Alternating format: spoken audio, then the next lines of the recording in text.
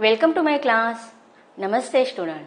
बच्चों, आज हम कक्षा 8वीं की पूरक पाठ्य पुस्तक भारत की खोज इसका अध्ययन करने जा रहे हैं और भारत की खोज इस पाठ्य पुस्तक का चैप्टर नंबर 4 है, जिसका शीर्षक है युगों का दौर। और युगों का दौर इस पाठ का यह सेशन नंबर 1 है।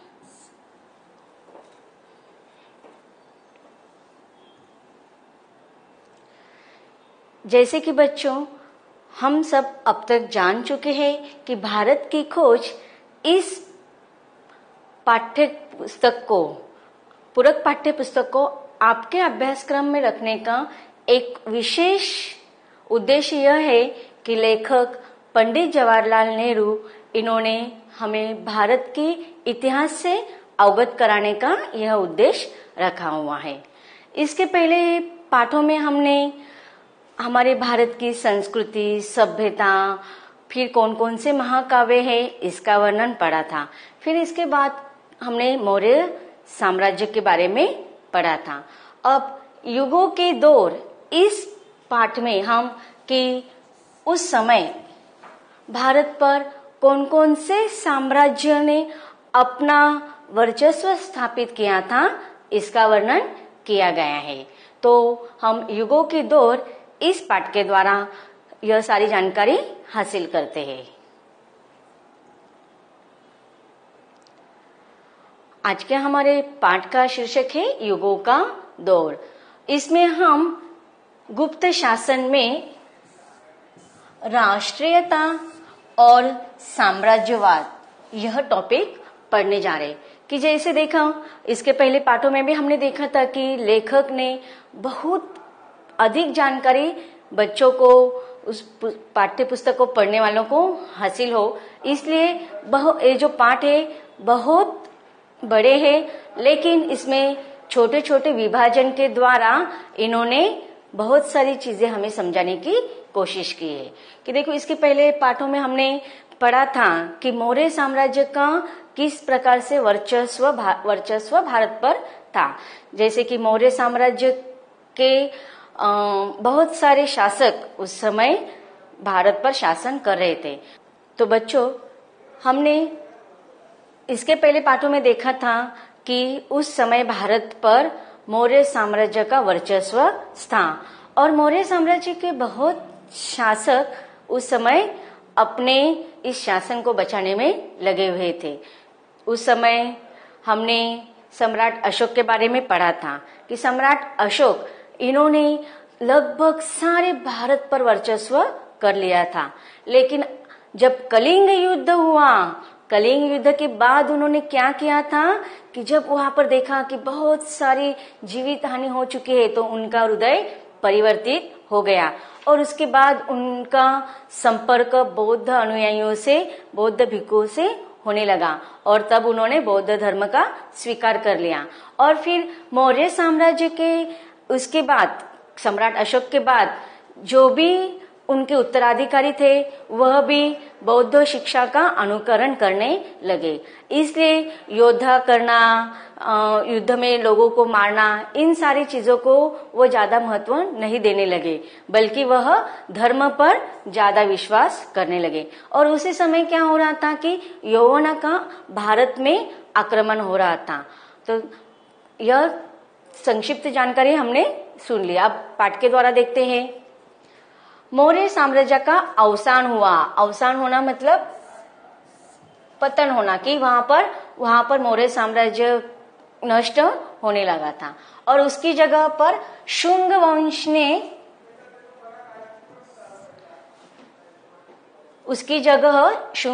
ने ले ली, जिसका शासन अपेक्षाकृत बहुत छोटे क्षेत्र पर था। तो देखिए, जैसे कि मौर्य साम्राज्य में सम्राट अशोक ने जबकि सारे भारत पर अपने शासन अपने अधीन ले लिए थे, लेकिन कलिंग युद्ध के बाद उनका हृदय परिवर्तित हो गया और बौद्ध धर्म स्वीकार करने के कारण वह उस शिक्षा पर आगे चलने लगे और उनके भी बाद के जो उत्तराधिकारी थे वह भी अधिकतर अपने इस युद्ध पर या बौद्ध धर्म का स्वीकार करने के कारण धर्म पर ज्यादा बल रहे थे और उसी समय यौवना का आक्रमण हो रहा था।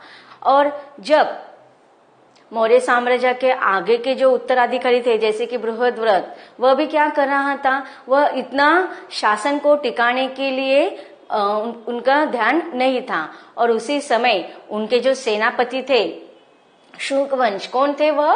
पुष्यमित्र शुंग थे। लेकिन वह सेनापति क्या चाहते थे, देखो अगर मौर्य साम्राज्य ने अपने अस्तित्व को टिकाने की कोशिश नहीं की तो भारत पर यौवनों का ज्यादा अधिकार हो जाएगा। तो इसके बजाय वह क्या करने लगा कि उन्होंने ही सेनापति पुष्यमित्र शुंग, इन्होंने क्या किया, बृहद्रथ की हत्या कर दी और इस प्रकार वह सारा शासन उन्होंने अपने अधीन ले लिया। लेकिन वह उसी समय भी सेनापति के रूप में ही कार्यरत थे। तो इस प्रकार मौर्य साम्राज्य के बाद शुंग वंश का साम्राज्य भारत पर स्थापित हुआ कुछ, लेकिन उनका जो क्षेत्र था वह बहुत कम था, सीमित था। अब देखिए मौर्य साम्राज्य, उसके बाद कौन सा साम्राज्य का वर्णन किया है? शुंग वंश। दक्षिण में बड़े राज्य उभर रहे थे और उत्तर में काबुल से पंजाब तक बाकरी तथा भारतीय यूनानी फैल गए थे। तो देखो इस प्रकार हर क्षेत्र में, जैसे कि उत्तर में फिर दक्षिण में बहुत सारे छोटे मोटे साम्राज्य स्थापित होने पर चालू हो गई थी, उनकी जो प्रक्रिया थी वह चालू हो गई थी। और इसी प्रकार भारतीय यूनानियों भी पंजाब तक वह फैल चुके थे। और उसी समय मेनांडर के नेतृत्व में पाटलिपुत्री तक उन्होंने हमला किया और इस प्रकार उनकी हार हो गई। अब देखिए मेनांडर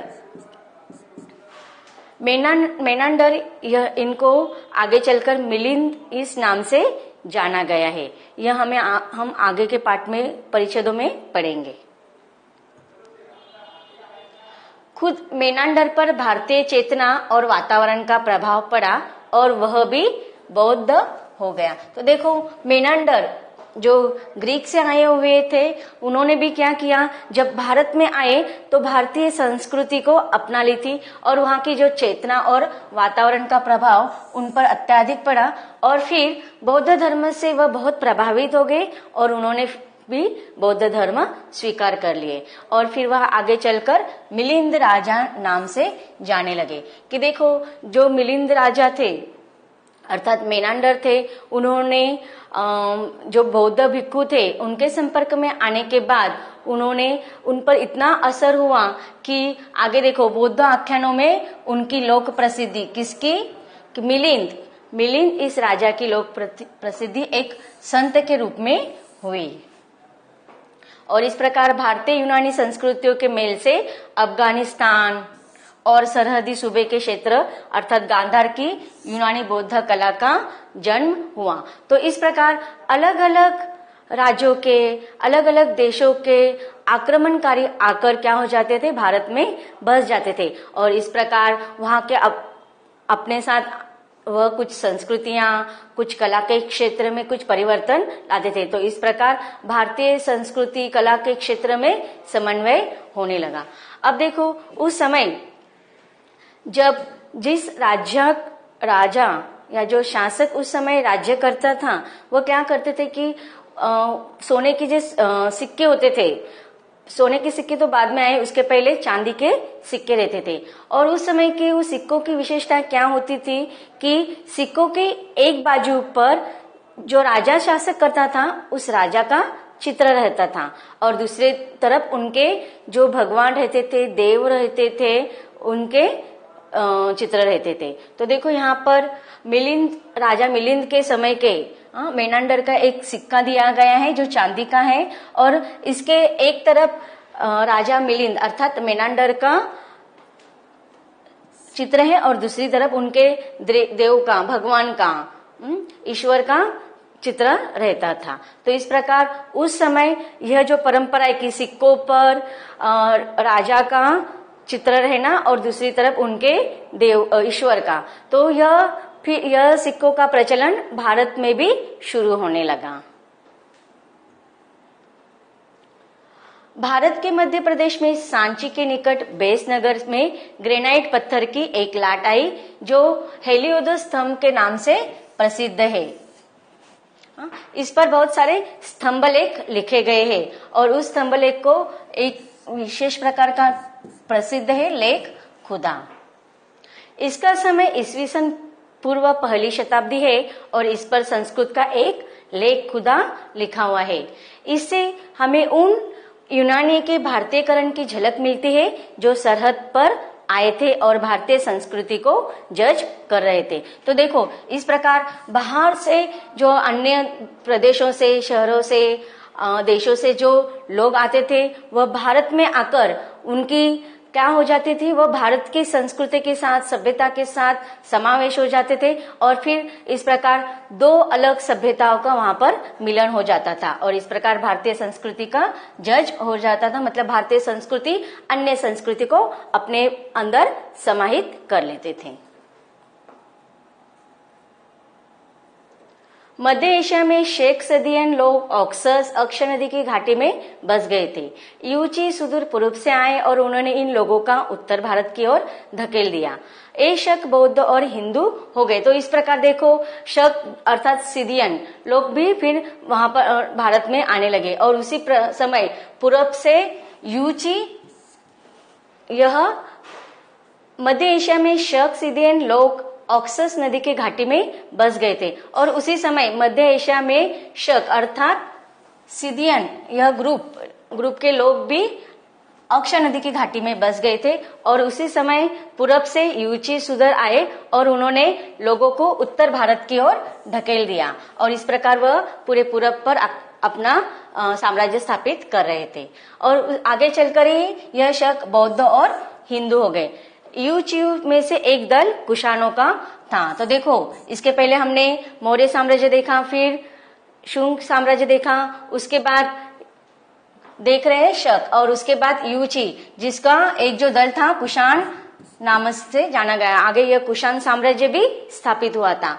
उन्होंने सब पर अधिकार करके उत्तर भारत तक अपना विस्तार कर लिया। शकों को उन्होंने पराजित कर दिया और फिर उन्हें दक्षिण की ओर खदेड़ा। तो इस प्रकार वह एक एक राज्य को हासिल करते हुए जो पहले शासक थे उनको दूसरी ओर ढकेलते रहे और अपना साम्राज्य स्थापित करने लगे थे। शक काठियावाड़ और दक्षिण की ओर चले गए और इस प्रकार फिर जब कुषाण इन दलों ने अपना साम्राज्य स्थापित करने लगे तो शक वह आगे चलकर काठियावाड़ और दक्षिण में जाकर अपना साम्राज्य स्थापित करने लगे। इसके बाद कुषाणों ने फिर पूरे उत्तर भारत पर, मध्य एशिया पर बहुत सारे भागों को अपने अंदर समाहित कर लिया और मजबूत साम्राज्य को उन्होंने कायम कर दिया। उनमें से कुछ लोगों ने हिंदू धर्म को अपनाया लेकिन अधिकांश लोग बौद्ध हो गए। अब ये जो कुषाण थे उन्होंने भी, उनके जो दल था उसमें कुछ लोगों ने हिंदू धर्म को अपना लिया और कुछ लोगों ने बौद्ध धर्म को अपना लिया। उनका सबसे प्रसिद्ध शासक कनिष्क उन बौद्ध कथाओं का भी नायक है जिनमें उसके महान कारनामों और सार्वजनिक कामों का जिक्र किया है। तो देखो कुषाणों का जो मेन शासक था, प्रमुख शासक वह कनिष्क था और उन्होंने भी बौद्ध धर्म को अपना लिया था और उन्होंने जो कार्य किए हैं, जो सार्वजनिक कार्य उस समय अपने शासन व्यवस्था में किया था, इसके वजह से वह बहुत इतिहास में प्रसिद्ध थे। उसके बौद्ध होने के बावजूद ऐसा लगता है कि राज्य धर्म का स्वरूप कुछ मिला जुला था। उसमें जरथुष्ट्र के धर्म का भी योगदान था। यह सरहदी सूबा जो कुषाण साम्राज्य कहलाया, उसकी राजधानी आधुनिक पेशावर के निकट थी। तक्षशिला का पुराना विश्वविद्यालय भी उसके निकट ही था और बहुत से राष्ट्रों से आने वाले लोगों के मिलने का स्थान बन गया था। तो उस समय जो भी शासक आते थे, अगर कोई महत्वपूर्ण सभाएं लिए जाते थे तो वह सब तक्षशिला इस विश्वविद्यालय में ही ज्यादा करके लिए जाते थे। यहाँ भारतीयों की मुलाकात सिदियनों, यूचियों, ईरानियों, बाक्त्री ईरानियों, तुर्कों और चीनियों से होती थी। ये विभिन्न संस्कृतियां एक दूसरे को प्रभावित करती थी। इनके आपसी प्रभाव का परिणाम स्वरूप मूर्तिकला और चित्रकला की एक सशक्त शैली ने जन्म लिया। यहाँ भारतीयों की मुलाकात सीदियनों, यूचियों, ईरानियों, बाक्ट्रियनियों, तुर्कों और चीनियों से होती थी। ये विभिन्न संस्कृतियां एक दूसरे से इतना प्रभावित हो चुकी थी कि इनके प्रभावों का परिणाम स्वरूप क्या हो गया कि मूर्तिकला और चित्रकला की एक सशक्त शैली भारत में जन्म लेने लगी थी। इतिहास की दृष्टि से इसी जमाने में चीन और भारत के बीच पहले संपर्क हुआ। तो देखो, चीन और भारत का संपर्क उसी समय हुआ था और 64 ईस्वी सन में यहाँ चीनी राजदूत आए। उस समय चीन से भारत को जो तोहफे मिले उनमें आड़ू और नाशपाती के पेड़ थे। गोबी रेगिस्तान के ठीक किनारे किनारे तुर्फान और कुर्चा में भारतीय, चीनी और ईरानी संस्कृति का अद्भुत मेल हो गया। तो इस प्रकार बहुत सारे देशों से जो आ रहे थे साम्राज्य, छोटे छोटे रूप में बस रहे थे, लेकिन वो अपने साथ जो कुछ संस्कृतियां, सभ्यता ला रहे थे, वह भारत में आकर उन सभ्यताओं में, संस्कृति में एक अनोखा मिलाप होने लगा और इस प्रकार एक अद्भुत संस्कृतियों की निर्मित होने लगी थी। तो बच्चों, इन परिच्छेदों में आए हुए कुछ कठिन शब्दार्थों को सबसे पहले देखते हैं। अवसान, पतन, खदेड़ा, भगाना, सशक्त, मजबूत, संरक्षक, बचाने वाला, प्रबल, बलशाली। तो बच्चों, अब तक हमने इस पाठ में किन किन साम्राज्यों की स्थापना हो रही थी यह पढ़ा। आगे भी बहुत सारे साम्राज्यों के बारे में हम जानकारी हासिल करने वाले हैं, लेकिन वह जानकारी हासिल करेंगे इसके अगले भाग में। तो मिलते हैं इसके अगले भाग में।